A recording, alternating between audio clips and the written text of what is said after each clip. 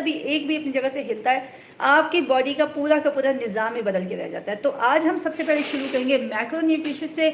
मैक्रोन्यूट्रिशियस की तरफ अगर मैं जाऊँ तो सबसे पहले हम जिस पे बात करेंगे, मैंने साथ साथ यहाँ पे इसलिए लाइव स्ट्रीमिंग चलाई हुई है ताकि ये है कि जिन लोगों को लगता है कि जी आवाज़ आनी बंद हो गई है, तो एक सेकेंड मैं मोबाइल हाथ में रखी हूँ, लैपटॉप।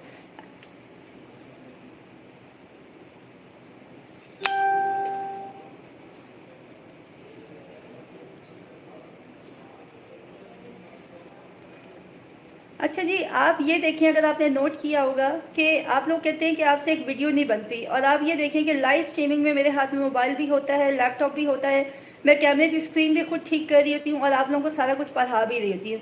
बेसिकली इंडिपेंडेंट लाइफस्टाइल इसको कहते हैं कि आप बगैर डिपेंडेंसी के काम कर सकें। हालांकि मेरे पास एक अदद असिस्टेंट भी मौजूद है, बट ये है कि आपको अपना काम खुद करने आना चाहिए। ठीक है जी। अच्छा जी, अब मैं लेके चलती हूँ। सबसे पहले ऐसी मैं आपको चीज़ बता रही हूँ कि मैक्रो न्यूट्रिशियस, उसमें सबसे बड़ी और सबसे अहम चीज़ क्या है? प्रोटीन। हमारी बॉडी को प्रोटीन की बहुत ज़्यादा ज़रूरत होती है। प्रोटीन की कमी से क्या होता है? आपके पट्टे कमज़ोर हो जाते हैं।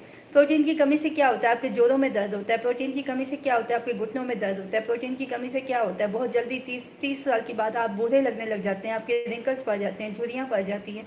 तो कौन सी ऐसी चीज़ें प्रोटीन मस्ट होनी चाहिए आपकी लाइफ में? ठीक है। अब दूसरी चीज़ ये है कि प्रोटीन आपको नाश्ता, दोपहर और मतलब रात को डिनर जो भी आप कर रहे हैं उसके अंदर प्रोटीन का होना बहुत ज़रूरी है। उससे क्या फ़ायदा होगा कि आपका वेट बैलेंस रहेगा, आपका पेट भरा हुआ रहेगा और कभी भी आपको इस तरह से फीलिंग नहीं आएगी कि बार बार भूख की क्रेविंग नहीं होगी। ये जो हमें बार बार क्रेविंग होती है ना कि अब ये खा लूँ, अब ये खा लूँ, वो सारी क्रेविंग क्यों होती है? कि अगर आपकी बॉडी में प्रोटीन की कमी होती है। ठीक है।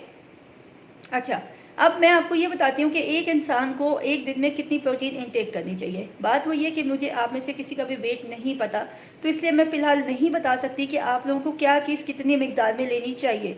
अगर आप वाकई अपनी फ़िटनेस को लेके बहुत ज़्यादा फोकस हैं, ठीक है, कि आप एक अच्छी लाइफ चाहते हैं, ठीक है ना, कि आप चाहते हैं कि आप मतलब सेहतमंद ज़िंदगी गुजारें, तो फिर आप अपना वेट, हाइट, अपनी एज, ये मैं 4 चीज़ें बता रही हूँ, बार बार ध्यान में रखिएगा। वेट, हाइट, एज और साथ के साथ आपकी डेली आपका काम कितना है।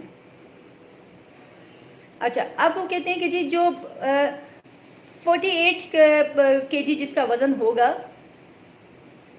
उसको 38 ग्राम जो है वो प्रोटीन लेना चाहिए। मैं आपके साथ शेयर भी कर दूंगी ये, ठीक है। अच्छा, अब जिसका वज़न 61 है, सॉरी, जिसका वेट 64 है, उसको 51 के ग्राम जो है ना उसको प्रोटीन डेली बेस पे चाहिए होता है। ठीक है, जिसका 64 है। ठीक है, मेरा 62 है, तो यानी कि मैं इसमें फॉल करती हूँ।